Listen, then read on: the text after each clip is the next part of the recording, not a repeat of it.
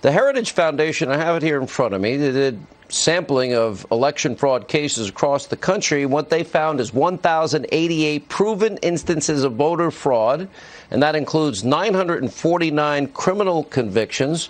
They had a Philadelphia fraud case that has expanded, a West Virginia mail carrier nabbed in a mail-in ballot scheme, California voter fraud exposed what they called a Skid Row scheme, Illinois let non-citizens register to vote in a blunder there. Alabama absentee ballot fraud in 2019. A pay-to-vote scheme exposed in New Jersey.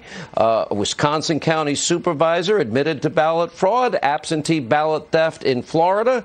The wife of a mayoral candidate nabbed in New Mexico. Indiana cop convicted of voter fraud to help his father win the race. Double voting in Arizona. 1,088 proven cases of voter fraud, 949 criminal convictions, sir. Well, it's a disaster, and it's going to be, no matter how you look at it. They're sending out 51 million ballots to people that didn't ask for them. Now, absentee ballots are great. I used one for Florida, and a lot of people use absentee. A lot of people in Florida use them. But that's when you go through a process. You ask for it, they send it to you, and it's very secure. There's nothing like going to the voters booth, by the way, but and we should have voter ID, which the Democrats don't want for obvious reasons, with your picture on it. But absentee is good, but they want to send, it's called mail-in, universal mail-in ballots.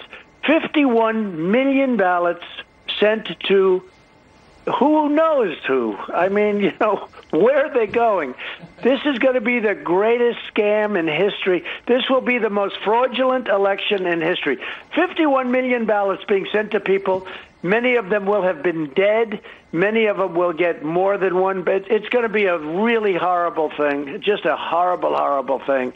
And it's impossible to police. You had Carolyn Maloney, a congresswoman who's not a very good one, on the east side of Manhattan. I mean, that thing was so messed up for weeks and weeks, and they just declared her a winner, but they have no idea where the votes are, where the ballots are.